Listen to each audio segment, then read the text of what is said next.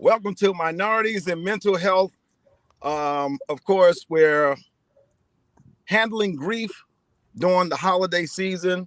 And tonight, I want to welcome my panelists and our professionals that will help us understand how to manage that. And we're going to start with Pastor Pam. Pastor Pam, welcome. Well, well, I want to say good evening to everyone, and I am Reverend Pamula Yerby-Hammack. I serve as the executive pastor at the City of Abraham Church and Ministries in Baltimore, Maryland.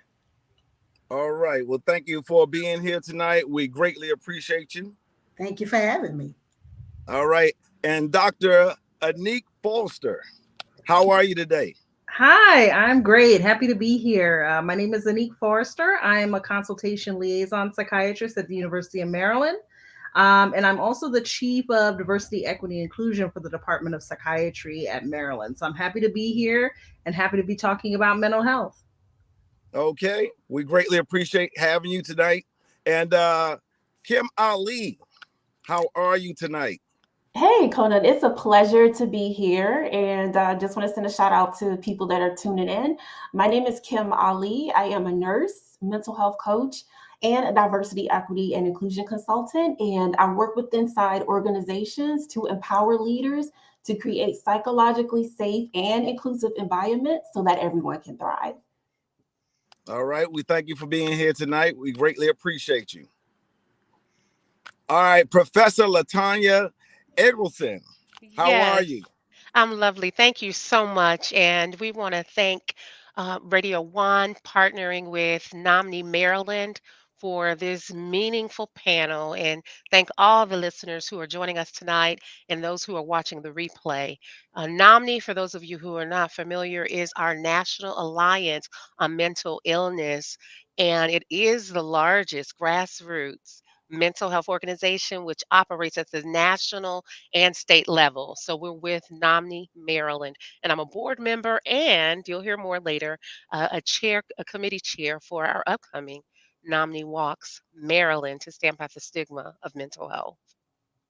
Okay. Now, I have a question for the panel. Can anyone start off to talk about your grief journey? Because during the holidays, a lot of people go through a lot of things. A lot of people overspend. A lot of people get depressed because they can't do stuff for family members. One of the things I used to tell my dad all the time is, listen, don't go out, because he was on a fixed income, but it would bother him to the point where he thought it was necessary for him to have to get stuff for people, and he would go through his own grief as well. Well, I would love to So, chime I mean, in. how do you handle that grief journey? Yes, I would love to chime in. And it's interesting that you mentioned that because the commercialization of the holidays, when you think about, the overspending and all the stress that comes with this holiday season. One thing at Nominee Maryland, actually, one of our themes this past year was Creativity Connects. And what we urge people to do is to really think creatively in lieu of spending money, how we can really be creative with expressing our gratitude or making connections with others, even when maybe we're at a distance. Some people grieve just being at a distance. You grieve a loss. You grieve in so many different ways. It can be money, the loss of that money. And so, Right. what we encourage people to do is just be creative with how you do express your love and taking care of self and coming up with creative gifts. You can definitely make things and reach out to loved ones with creativity in the kitchen. That's one of the things we play with in terms of just herbs and spices and things that we could do to just share, kind of tapping into your senses to just share, thoughtfulness during the season. Mhm. I can understand too what you were saying, LaTanya, about grieving, not being able to get as many gifts maybe as you used to. In 2014, my husband passed away. And very quickly, I learned that I would have to live with just the one income that the two of us had. And then in 2017, I retired. And so over the years, I have seen a change about that. But I do agree with you with the creativity. It helps. And just understanding what the holidays are about. The holidays are about really family and friends and relationships. And if we just take our minds off of the commercialization of it, it's very helpful to get through it. Well, Yeah. well, somebody else want to go? Yeah, I Because was I was just going going to to add say, to that is that we're all familiar with the term retail therapy, right? And in my opinion, that is bad advice, because it is true, you do feel a little bit better, but that's a short-term pleasure. Because in January or February, when that credit card bill comes in the mail, or you check your woo, savings Yeah. account, you end up feeling, worse than you did before. And so just to piggyback off of the ladies, the holidays is also about giving back. And I find that volunteering, you can go to food shelters, or homeless shelters to give back. That's a great way to help cope with grief during the holidays. okay. Bravo. You know I have to put a plug in for Nami, Maryland. We love volunteers too. Thank you for that. Well, how can what are some of the tips you can give people during the holidays to get through this? So I'll jump in here. I think that part of what people need to do is sort of take their own internal temperature and understand when they are feeling sad versus some things are getting worse and escalating, and maybe they're having more serious symptoms of depression.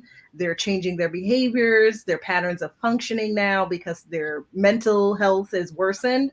And then really being able to reach out for appropriate help, whether it's support from friends and family. If we don't have friends and family, getting professional help. So really being in tune with when things are changing and when we're changing from our normal routines and we're feeling different internally, is a signal it's time to get some help.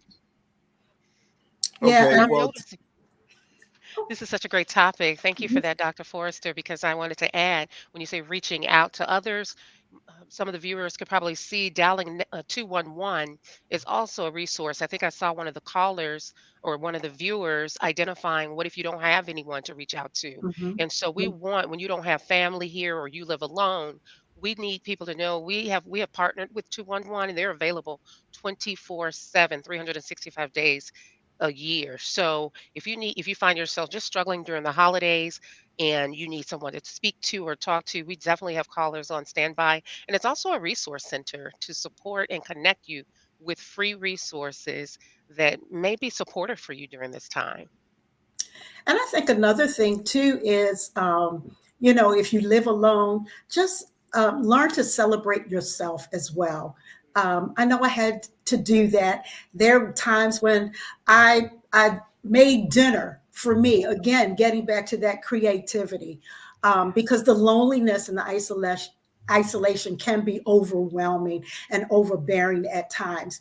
But learning to just celebrate yourself and celebrate life, the fact that you are here, and set that table for yourself, get that sparkling cider out and play your favorite music. And there are ways still, those things help you still to move through the holidays.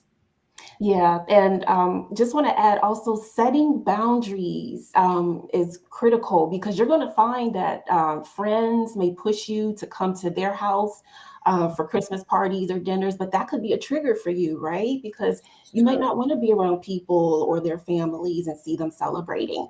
And so setting boundaries might require some vulnerability on our part as well, because you kind of need to explain why, you don't want to, come to parties, right? But once you know your triggers, set boundaries and stick to it. Don't make people make you feel guilty because you don't want to be sociable. right. Mhm. So let me ask you. I know all of you are professionals and you do help people, but Nami, what makes that so effective in reaching out and helping people deal with situations?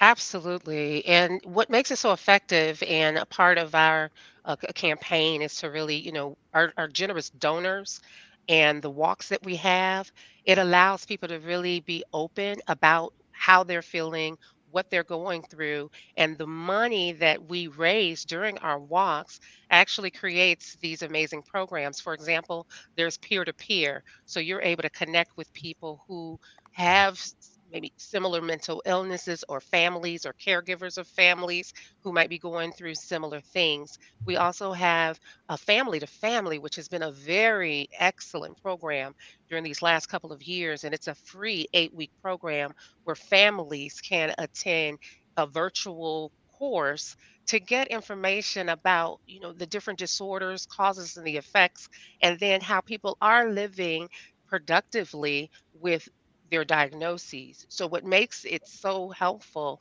are these beautiful programs from peer to peer in their own voices, and the family to family. Someone mentioned also our connections. So all of these programs that are free definitely make a Mhm. difference during this time. And that's what NAMI has been so effective with doing, especially, having panels like this. I Okay. think another thing that makes NAMI so special is that it reaches everyone, all age groups, um, everyone. It reaches out. And for the short time that I have been volunteering with NAMI as well, I appreciate the fact too that uh, being a pastor, sometimes the faith community may be on the fringes, but NAMI embraces us and allows us to come in, and that's opened so many doors, and I appreciate that. Well, we want to welcome everybody to mental health, handling grief during the holidays. This is our town hall. One of the things I was dealing with today is a family member I'm with has issues, and I don't know if it's because of the holiday, but I know that we ourselves have lost a lot of family members. That this will be the first holiday coming up on it, and they brought up my brother, my oldest brother, who just passed in February. So this will be, Mm. the first Christmas, and the things that we have all experienced together um, has really been traumatic. So I'm dealing with that situation today. So how can I, without going too far into it, handle that situation to help them cope a little better? From a mental health standpoint, I would say that one of the most important things about grief is acknowledging the feelings and acknowledging the passing of our loved ones, and doing so in ways that honor their memories, and doing so in ways that we can collectively share in the grief. It's, I think, one of the reasons that people have a hard time during the holidays is because sometimes when people pass away, we sort of stuff it down. We go through the motions, we do the funeral, we do the things, but we don't really process our grief about the person's passing. And then a holiday comes up, the anniversary of their passing comes up, a birthday comes up, and it sort of hits us again. And so I think now that we're here during a time where we're thinking about our loved ones, where sort of connections are emphasized all throughout the messaging that we're getting through our society, it's important for us to collectively share in the grief, to acknowledge that we're hurting, to share in that with people who knew the person who passed away, but also to make sure that we are doing that in a way that's productive. So there's ways then to honor their memory with things that they would have enjoyed or they would have liked, so that you're feeling connected still to the person. Mhm. Mhm. Yeah, and actually, one of the viewers, Dan, he just made a comment that he fixes a plate for his loved Mhm. ones who visit at the Absolutely. table, and Yeah. I think that's beautiful. So, Conan, I don't know if you and your family had any traditions or rituals that you guys did during the holidays, but if so, you could do a ritual that your brother loved, right? And so that way, it brings everyone together, and you can still honor his life and his memory. Mhm. And we Okay. have to remember people do grieve in different ways, and we can be non-attached to maybe the ideas or that we offer others, and not take those things personally, and know that, we each, what I might think of starting a foundation in that person's name, another family member might not like.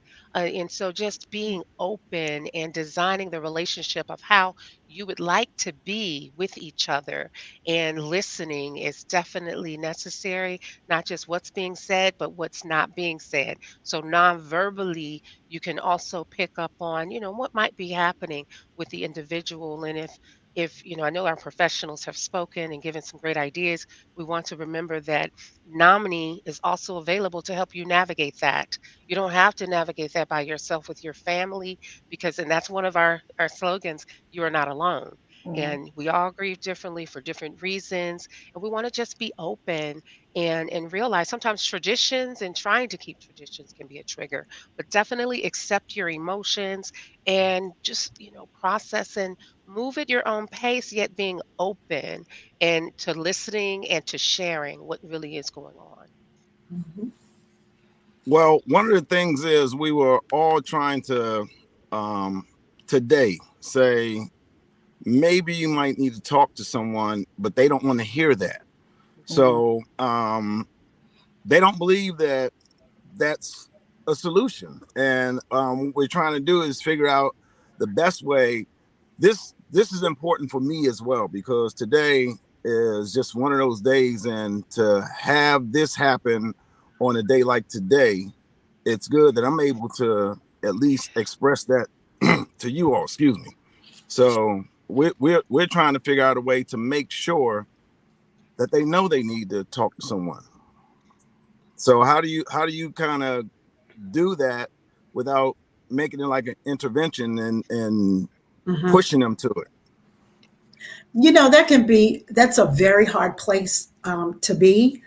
I think one thing too that we should be patient with people. It can be very hard to get someone to go get the help they need, even though we see it from one aspect of the situation, and we know from our viewpoint they really need the help, and it's hard to do that. So I think to be patient with them, to keep loving them through that, let them know that you will be there with them. If it looks like they're just kind of hemming and hawing, maybe you might help them to say, they don't have to go alone. If you need me to go with you, if you want me to drive there, whatever. I had a situation like that where I myself needed the help, but people in my family didn't. It was just the opposite, rather. They were pushing against me getting the help. So I think that love and that patience, it goes a long way. And there's always something that can be said for the power of presence. Just being there can also be a big help as well. To be honest, we're with them now. Hmm. So they are we're together now. So Yeah, and um don't try, because grief is a process. right.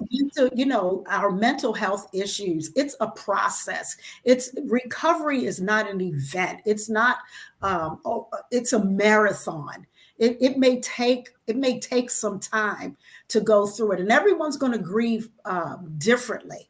So we all have to allow for people to be able to grieve the way that's going to be helpful for them. Mhm. And being present, that's a great point. Letting them know you're listening and asking powerful questions. If there's pushback to getting support, being curious questions to explore what's possible in this moment. And how do Mhm. we, I mentioned earlier, how do you want to be? Possibilities. Let's brainstorm. If not reaching out to this particular resource, what would you like to do today? How will Mhm. we? And sometimes it takes changing the venue. We Mhm. do that when there's conflict, when there's other things happening in the workplace. If it's let's take a walk, let's do some, Mhm. nature or, Mhm. Mhm. changing that environment and getting close to, if it's a waterfall, having a different conversation to explore what's possible can certainly support that person who might, Mhm. in our opinion, our perceptions be stuck. Yeah, and Well, I mean, I they was said gonna they're say, tired. They're just tired of just everything that's going on in life. And I was like, well, life goes on, life happens. Yeah, I was going to say another barrier, especially in our community, Black communities, is the stigma of going to therapy, right? We're getting better because of platforms like this, but we still don't believe in therapy, right? And what happens if I admit that I want to go? Am I going to receive a label, right? And so, like Professor Eggleston stated, maybe just asking those tough questions. Well, what are you concerned about? Do you want us to go with you as a family? I think if people can see that their family's genuinely concerned and that therapy might actually help them, they might be more inclined to go. But just be aware that it is that stigma of mental health and going to a therapist, which is a huge barrier in the Black community. Okay, so the resources, Nami, can you tell people the resources here once again on here that are watching right now? Absolutely. And so for our viewers, and if you're watching the replay, the NomniMD.org, when you go to our homepage, just so you know kind of what you're looking at, you'll see crisis help. There is a Nomni Resource Center. But what I'm hearing tonight come up, family and friend support. There's also personal support. But when you click on the family and friend support, it will give you some wonderful upcoming sessions, opportunities to register for free. And then also what I love about what we offer, Conan, is, there are also resources for family members like you where you have tips and strategies where you can approach when a loved one is articulating an emotion. We want to accept those emotions, if I'm tired, well, what's the opposite of tired? What does tired, it's okay to be tired now. And as coach, I know our coach on the call as well knows we're moving forward with the next step by asking those curious questions. So, recognizing those emotions and accepting them, you'll see some resources, that family to family educational program. Sometimes it does take the family members to go through some of those trainings to really identify how to approach the to be a supportive family member in the time of the stress. But the one thing that I do want to just encourage and remind people as you're looking at Nominee, and some people don't even have access. I've been told that, to the internet. So that's another reason why we want to remind you when you dial 211, you can type in your zip code, you can text your zip code, and they do connect you to local resources that will support you with family members during this time and beyond, not just during this time. And there's also a Midtown campus here as well, or right? Yeah, so at University of Maryland, we have quite a few resources for folks who are local in Baltimore. And so at our Midtown campus, what we have is a psychiatry outpatient clinic. We also have a day hospital for people who are experiencing a little bit more of a crisis.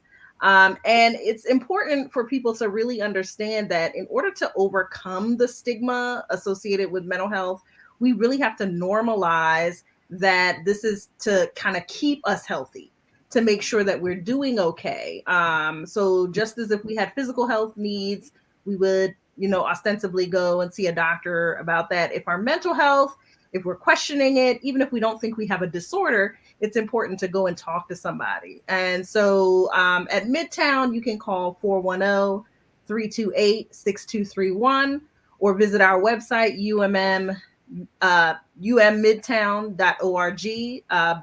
/psych, PSYCH. Okay. One of the things you guys talked about earlier is that, the grief that people deal with during the holiday season, and that is because it's so commercialized. One of the things I realized that Christmas now is putting your face before Halloween, before Thanksgiving, and I think that that's another thing that really gets people, especially with missing loved ones, but having to know that I have to start spending money or I have to start saving to make other people happy. And that's real, Conan. And I mean, from Nominee, we have statistics that 38% that were people surveyed by the American Psychological Association said that their stress increases during that holiday season. And that leads to Mhm, physical illness, it leads to depression, anxiety, and substance abuse. So those statistics are real. I mean, over 64% of the people who have mental illness conditions report that that holiday season makes their conditions worse. And then on top of that, you have what that seasonal sad. You have a lot, the change of time, and now we have mhm, longer mhm, nights. And so mhm, some of the tips that we like to share and remind people of when they're seeing these type of things happen and these commercialized commercials and I would say, these social media ads, think about, Right. what you can do for yourself and kind of some of the tips we mentioned is earlier. I love what the making a meal for yourself and lighting a mhm, candle, relaxing and having music for mhm, yourself. So here's an example. This is going to be an interesting example. I had a client and we were talking about a rainy day fund, a rainy day Uh-huh. fund. And so coming up with strategies, we talked about creativity. So this family ended up every day it rained, they put $20 in a shoebox. So, it was like just playing with if you have a trigger, in the rainy day fund, they actually turned it in what seemed to be a negative into something that could be practical for their family so they wouldn't stress out during a certain season. That was their personal case. So the rain dictated how they were going to use their finances. And it was a struggle for some people. $20 might not sound like a lot to some, but it was a lot to this particular family and it made a mhm, difference. So the rainy day fund. So if it is, oh, a Christmas song comes on, do this, prepare yourself for what's going to be the trigger. Come up with a response to what you already know might be a trigger. And so some of the tips we mentioned, I talked about that creativity.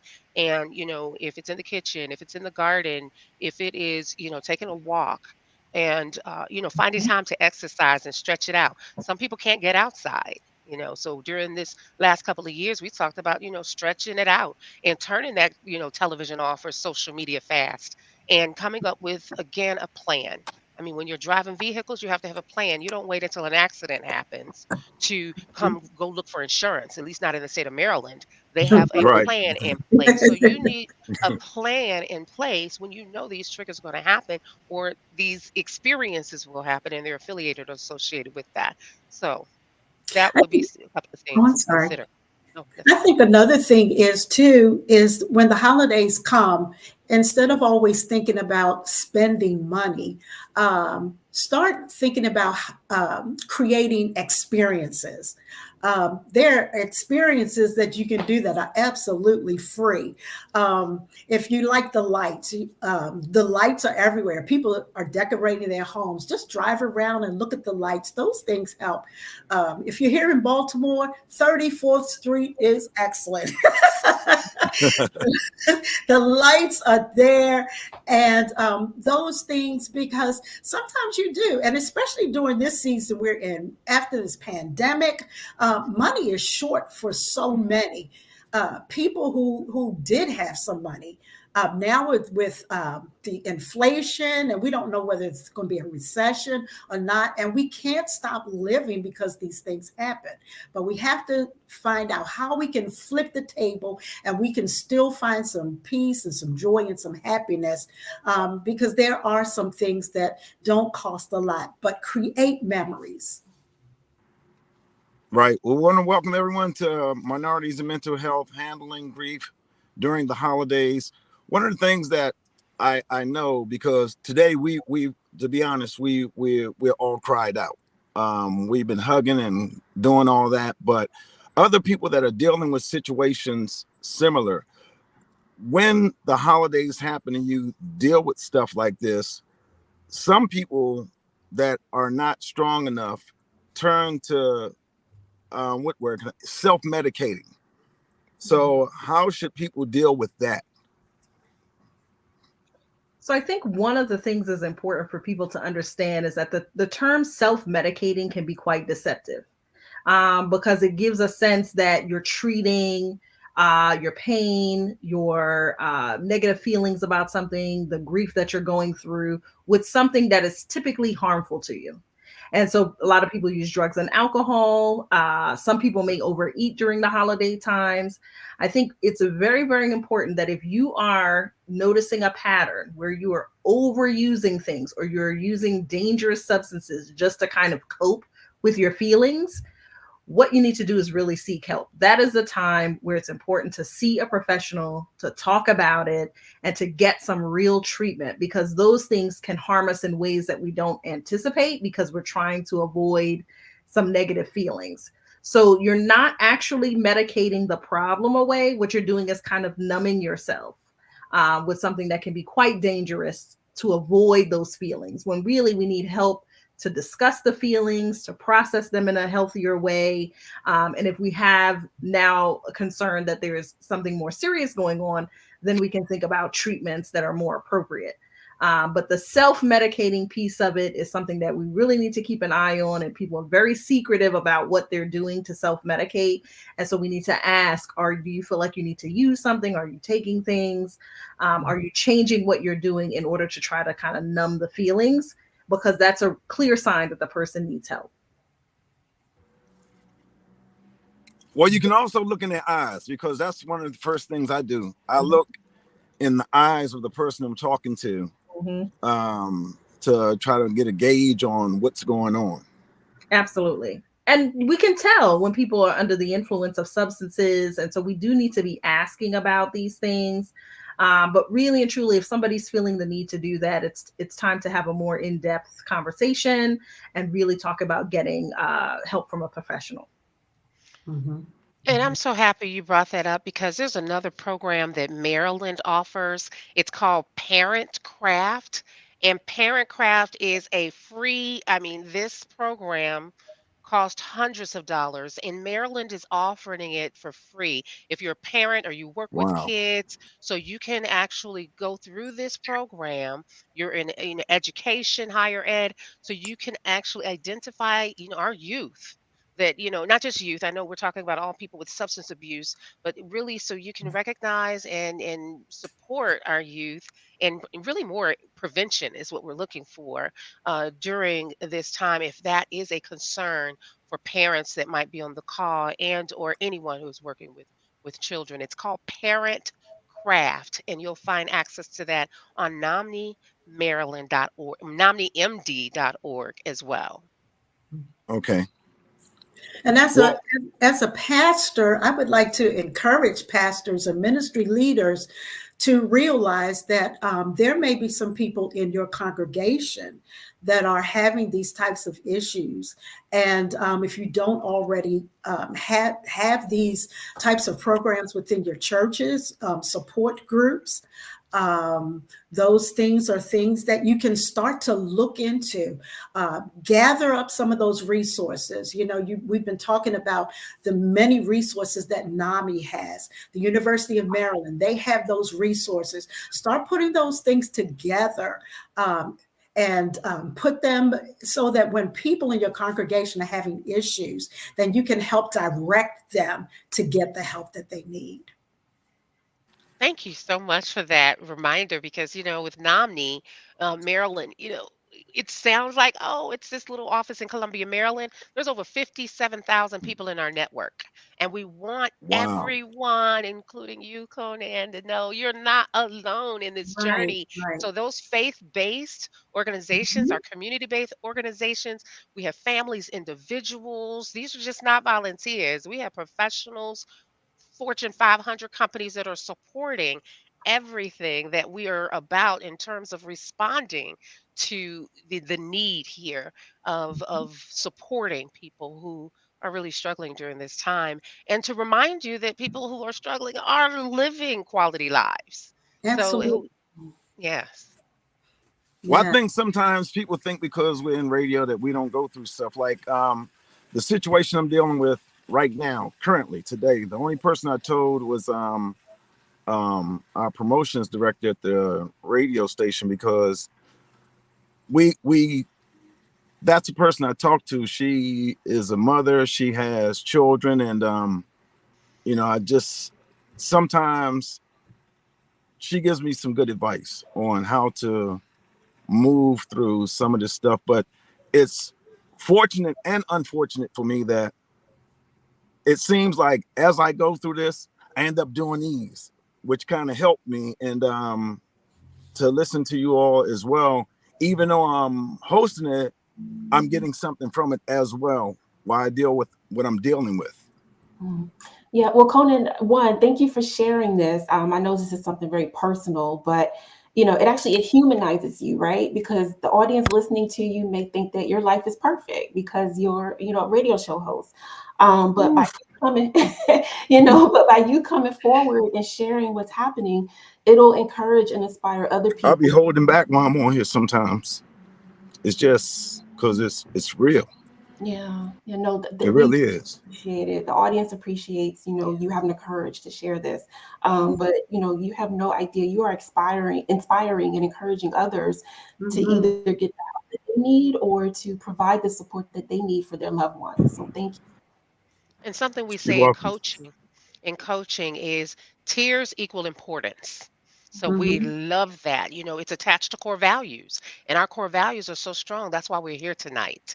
That service, it matters when we're operating in this space. So we definitely appreciate your openness and vulnerability in this platform, because it truly is touching lives, even ours being here tonight. Absolutely. Yes. Absolutely. And I think one of the core things about stigma is silence. And I think that having an opportunity to share, to normalize that people do go through things, that this does not mean something negative about who we are as human beings, but that we, all are connected to each other and we all go through struggles. And so no one's perfect. And so in order for us to effectively combat stigma, we have to start talking about our experiences. We have to share, we have to reach out, and we have to connect with each other and let each other know that it's important to take care of ourselves. And that's a lot of the reason why people are reluctant to seek professional help for their mental health, is that I'm not crazy, or I don't want to go and see anybody because what does this mean about me? I think, again, it's just as important to have a checkup about your mental health as it is for your physical health. And it's important for us to not be silent about this anymore, because that's in our community. It's a lot of reasons why people don't seek help, because they say, well, if this is not a normal thing for me, I don't see this around me, so then this means something bad about me if I'm experiencing this, just because they don't know how other people are dealing with the same problems. So when people are dealing with situations like this, why do they ask that? Because that's we got that question 3 times tonight. What do y'all think? I'm crazy? What do y'all think? I'm crazy? So why is that one of the things that it's like a go-to for people that are going through something? Perhaps it may be out of fear. For so long, we didn't talk about mental health or mental illness, especially probably in the African American community. And we have been taught to just be strong, and that to just handle everything, to just, you hear people say, just win or get a life, or, those kinds of things.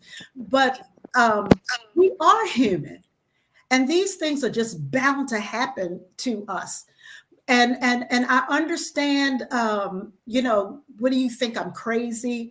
I have my own personal story of dealing with depression. And that was one of the first questions I had to ask. Am I crazy? Because I didn't want to lose my mind because of the things the misinformation that we had received about mental health and mental illness. And like Dr. Anique says, we have to take care of our mental health like we take care of our physical health. And we live in a fallen world. Nobody's going to get out of this world without having some kind of boo-boo in our lives. And so we have to understand that these things happen. And so he may be fearful, because, if we look at some of the movies that we would see, even now when there's a mass shooting or whatever, you might hear this person had a mental illness. Everyone that has a mental illness is not going to go out and kill people or whatever. And so those fears are very real.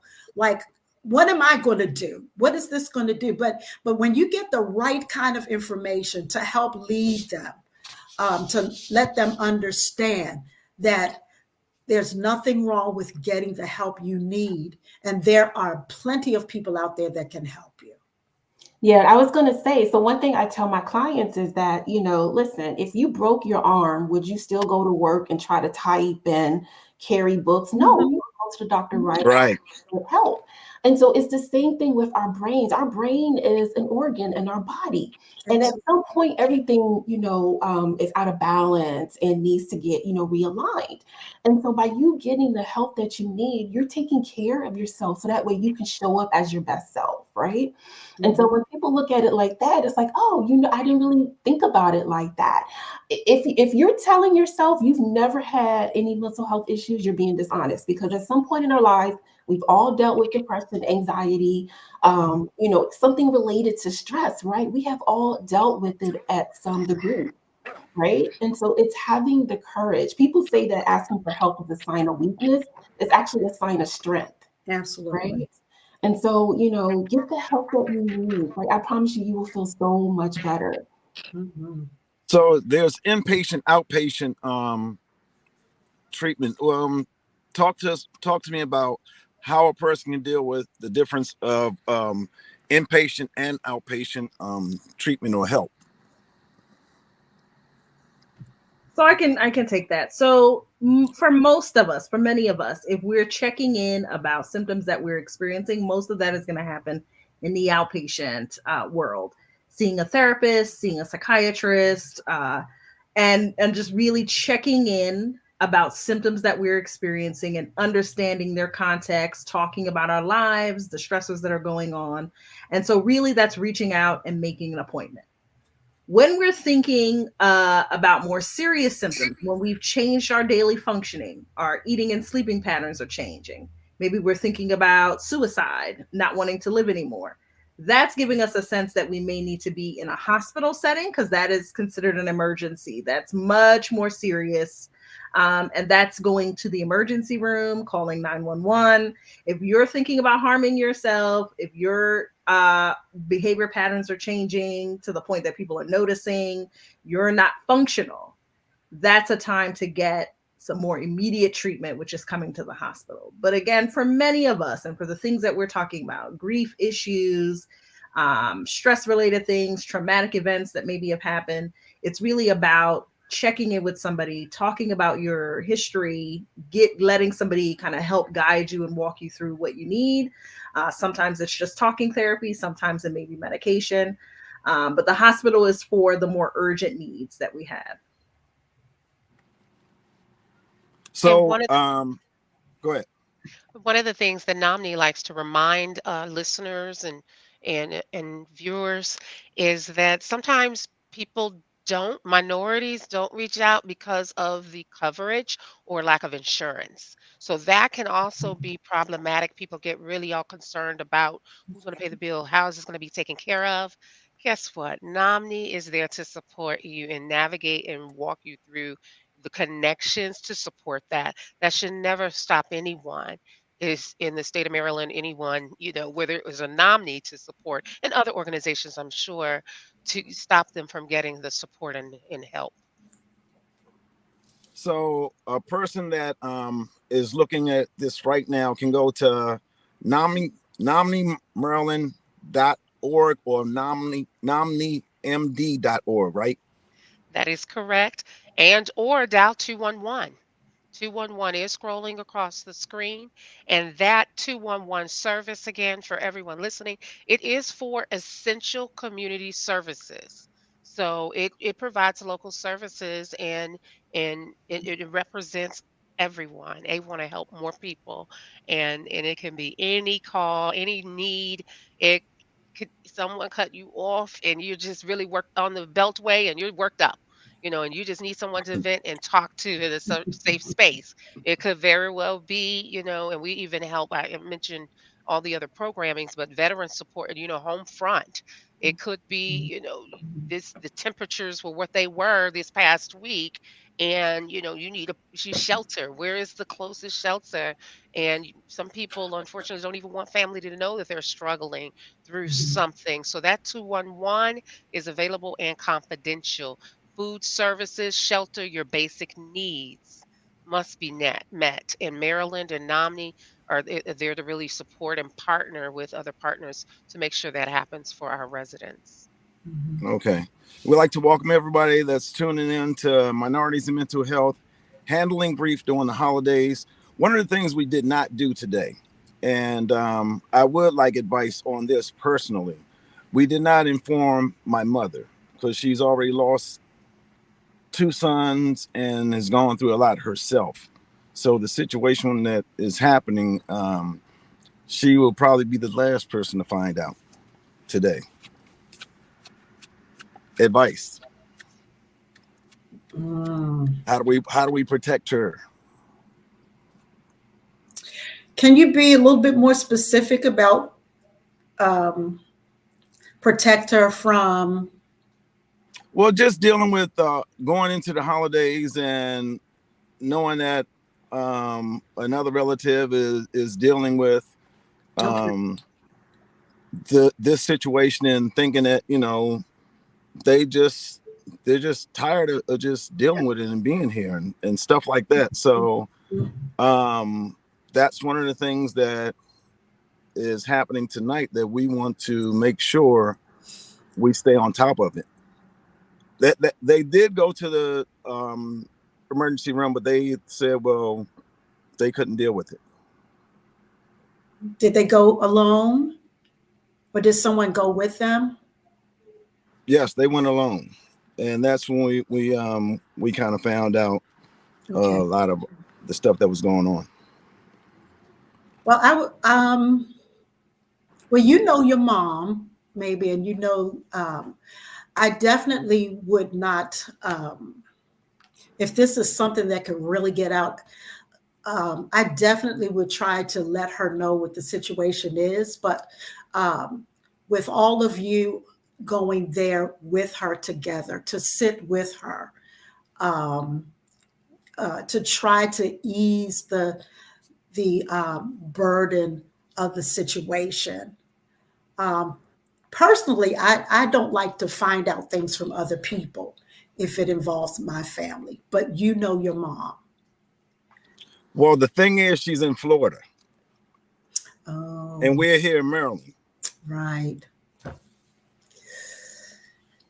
Oh, that is still. Well, anyway, look, let's talk about ways that we can help people right now, because I can probably talk to you guys offline, but the way that we can help people right now that are dealing with the grief that they're dealing with, going into the holidays, trying to get Christmas gifts, trying to sort through family issues. One of the things I do, I tell people, I just stay prayed up. That's one of the things that I do. So how can we help those other people that are watching right now that definitely may be dealing with situations as well? And I want to just chime in, and I appreciate you bringing this up for the listeners who are listening. And of course, we can work and talk with you more offline. I do want to share, I know we were talking about 211, but 988 is more of a crises lifeline. And so I know we chatted briefly before this call started. So we would like to remind people that is the suicide crisis line. And that deals with more serious issues when you're like, I'm at a loss here. I have a friend or family member who is going through something right now, and I have no clue. Nomni actually, we have, volunteers, obviously, we have a call and a hotline, but 988 is brand new that was launched, and it's saving lives. So we want the listeners to know, if this is a tough and you're like, I don't have the answers. There's no professionals in my family, and Nami's closed, or what's a website?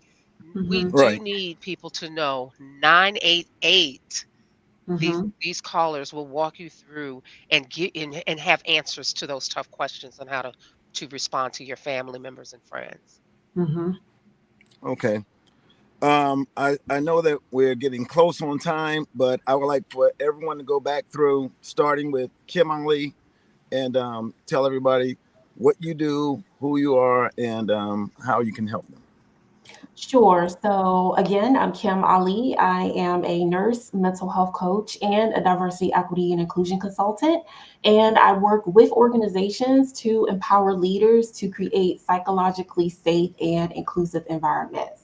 And if you want to get in contact with me, either LinkedIn or Facebook, and my name is actually KYM, not KIM if you do search for it.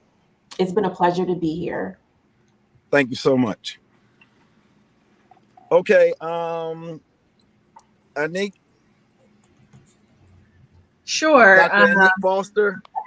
Hello, yes. So everybody, my name is Dr. Anique Forrester. I am a consultation liaison psychiatrist at the University of Maryland.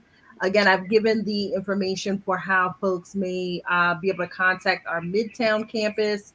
But that phone number, again, for people who are looking for outpatient treatment is 410-328-6231.